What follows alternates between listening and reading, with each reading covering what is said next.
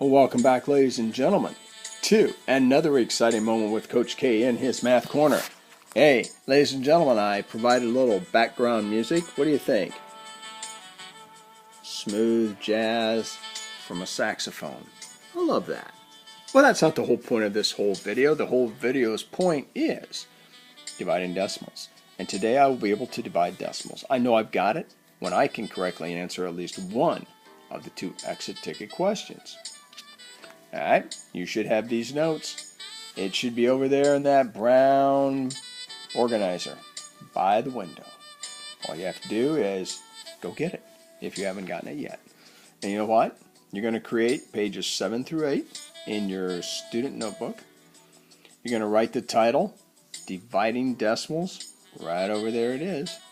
Alright, and number the bottom corners 7 and 8. Make sure you write the title of these notes at the top of page 7. We'll get to the title page and table of contents, down the road. Okay? Alright, here we go. Down to it. You need to do a little writing, ladies and gentlemen. Put the first number inside. We're going to go inside the box, right? And you'll have to forgive me for my little sloppy handwriting, but I'm doing it with my finger. Yeah. Make the divisor a whole number. Move the decimal and the dividend the same, same number of places, and bring the decimal point or the decimal straight up.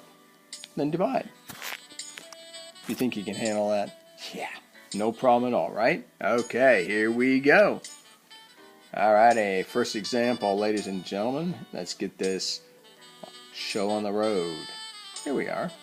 We've got 352. This always goes inside. And we got 2 and 2/10, right?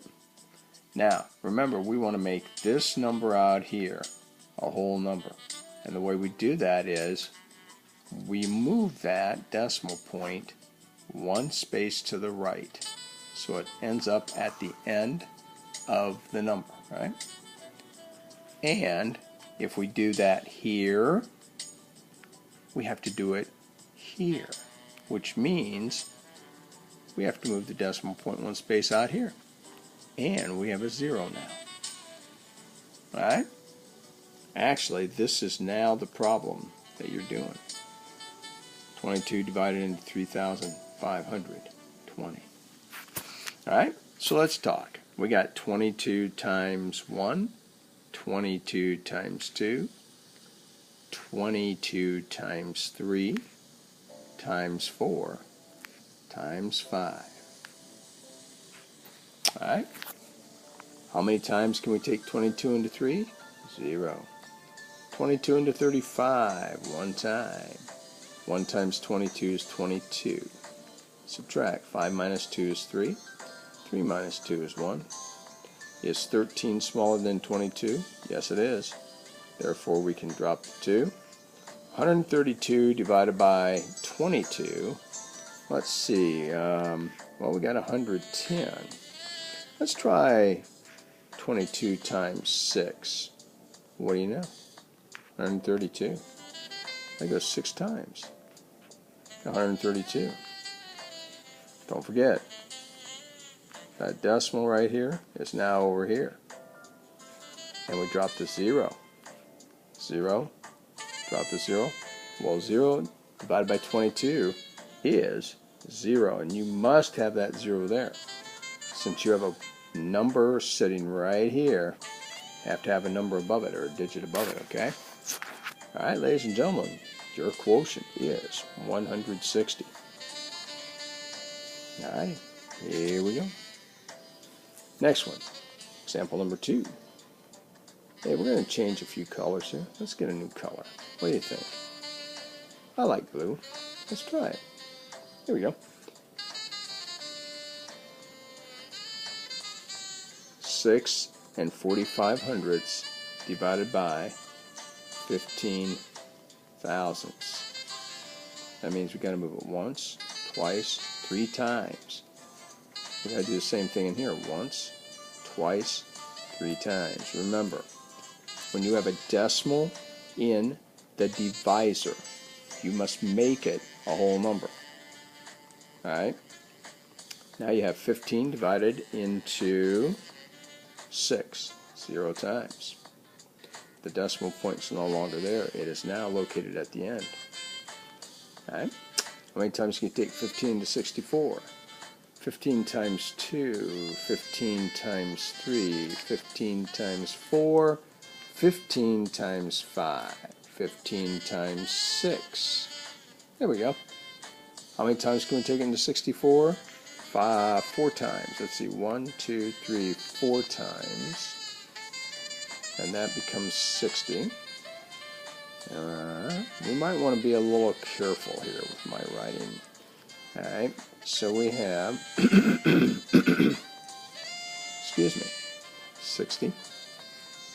4 minus 0 is 4. 6 minus 6 is 0. Drop to 5. 15 can go into 45. 3 times. 15 times 3 is 45. 45 minus 45 is 0. And we drop this 0. Remember, you have to have something above this 0. So 15 goes into 0, 0 times. And ladies and gentlemen, your quotient is 430. There you go. Alright, we're on to the next one. Alright, ladies and gentlemen, the next question is whiteboard practice. I'll tell you what, get a whiteboard, you do these 2 problems. When you are done, you show me or compare it to your partner, but I really want to see it myself, alright? When you're done, show it to me. Alright, here we go. You know what? You should pause that video when you're working on a dry erase board so you can get those 2 done so it doesn't move on to the next piece, okay? The next screen. Tell you what, ladies and gentlemen, we have approximately 16 problems here. Some of these I don't really want you to do, but that's okay. I'm gonna circle the ones that you need to do. You need to do the same thing on your paper so that you know what you're going to do.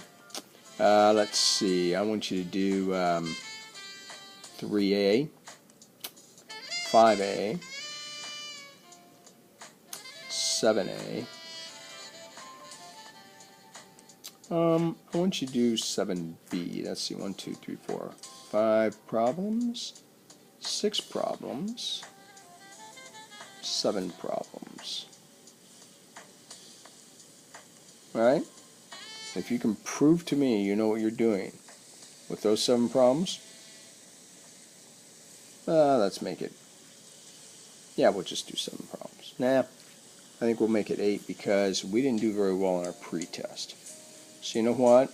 We've got 8 problems there to do. Make sure you circle these on your paper. You need to definitely show your work. Just like I did on the screen on the previous problems, you need to definitely show your work. No work, no grade. You don't show any work, you just write an answer down, you get 1. That's it, just a 1. That means you haven't given me enough evidence to make me think that you understand what you're doing. Okay? So you make sure that you pick up the worksheet, number 4. This is your independent practice time. Get it done.